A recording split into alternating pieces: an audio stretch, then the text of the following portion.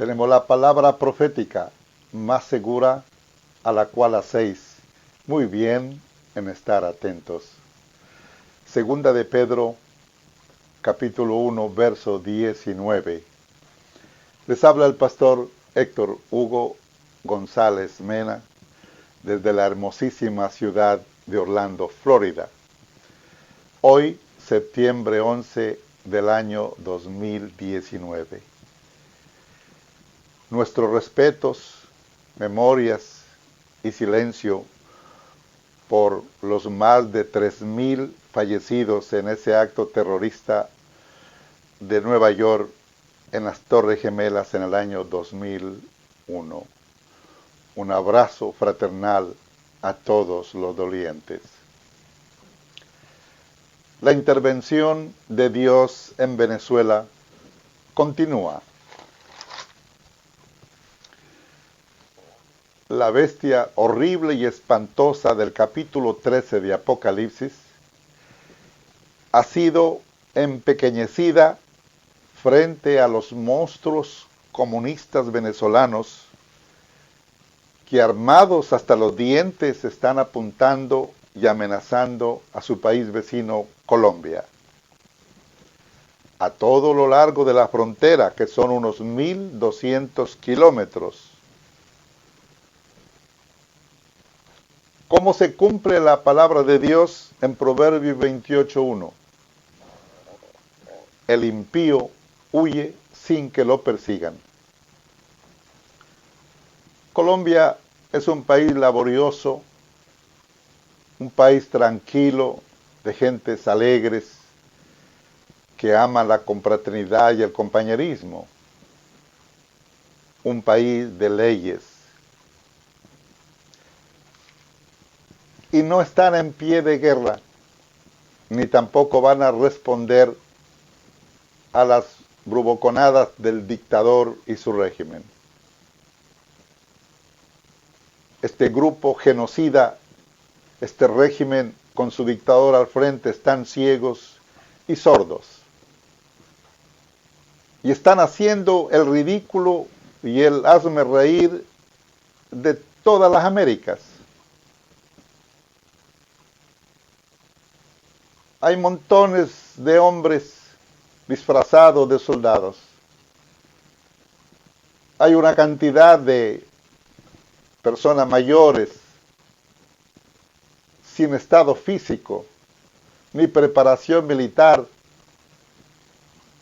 corriendo en cuclillas por los bosques y amenazando con un palo de escoba. Son el hazme reír de las Américas.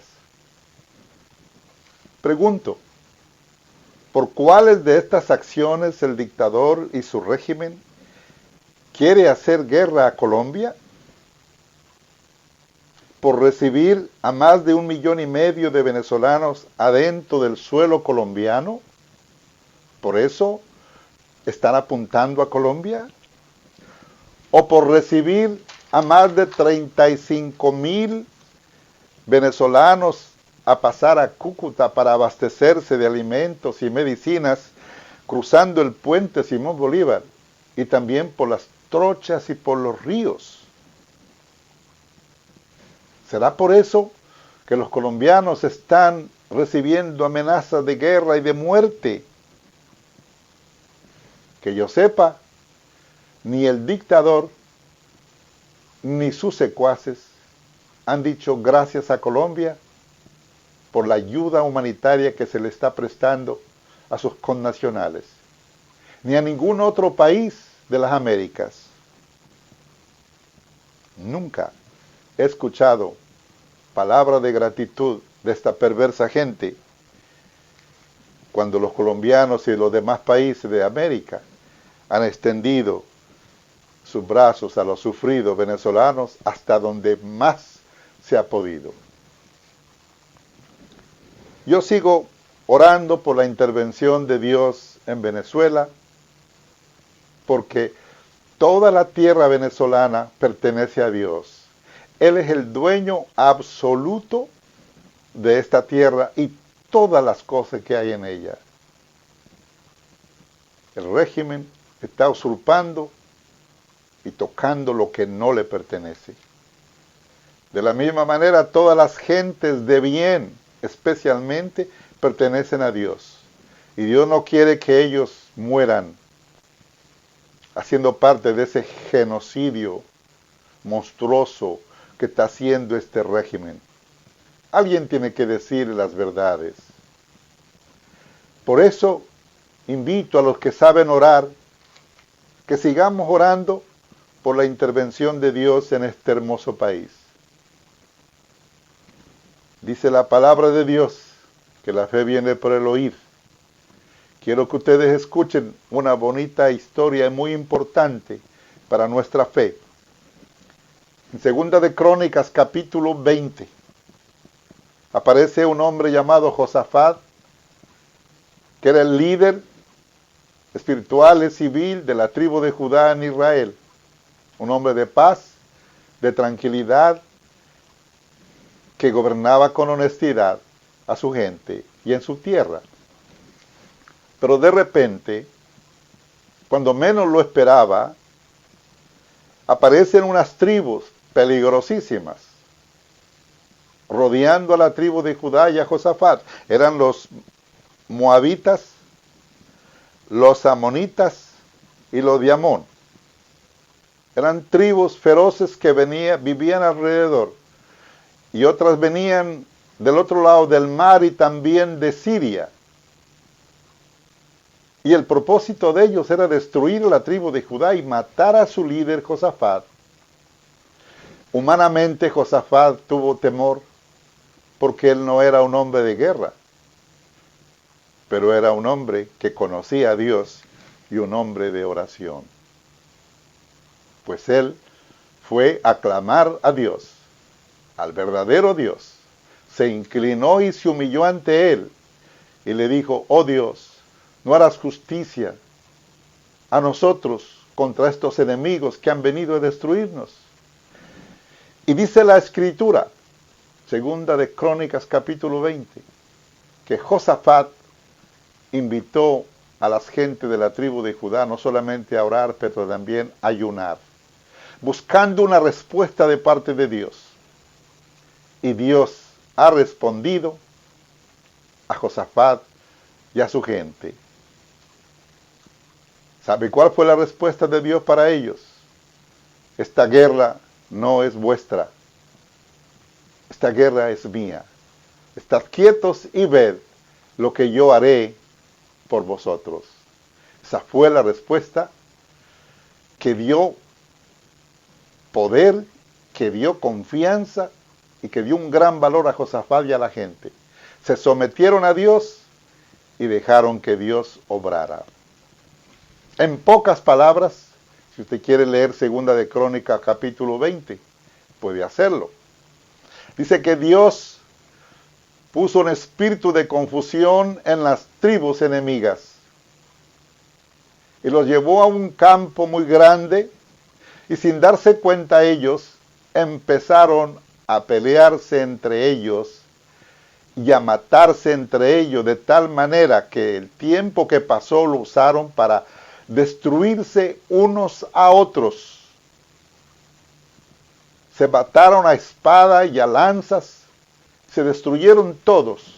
Y cuando todo acabó, Dios llamó a Josafat y a los de Judá y le dijo: vayan al valle cantando y se van a sorprender lo que encuentren allí. Cuando Josafat y su gente llegó, encontraron una terrible mortandad. Todos habían muerto y habían sido matados entre sí. No quedó ni uno vivo. Eso hizo el verdadero Dios. Y a ese Dios de Josafat, a ese Dios de Judá, es que yo invito que ustedes oren también para ver la intervención de Dios en Venezuela. A los del nombre de Colombia, y a los del nombre de Venezuela, y a los del nombre de todas las Américas, les invito a orar y ojalá ayunar en favor de este gran pueblo venezolano para que obtengan su libertad. Dice la Escritura, segunda de Crónica, capítulo 20, que Dios les ordenó que recogieran el botín de todas esas tribus enemigos que ahora yacían muertos en los valles. Y dice la Escritura que los israelitas y la tribu de Judá se tardaron 3 días para juntar todas las riquezas, todas las armas que tenían los enemigos. Y se llevaron todo el botín a su tierra. Volvieron cantando, llegaron con gratitud y con felicidad a su tierra, y no quedó memoria ni de los moabitas, ni los de Amón, ni los amonitas, de ninguno de ellos que habían cruzado el mar para destruir a Josafat y a la tribu de Judá, y aún los que venían de Siria. Todos murieron. Ellos no se ocuparon en enterrarlos porque se convirtieron en el festín de las aves de rapiña.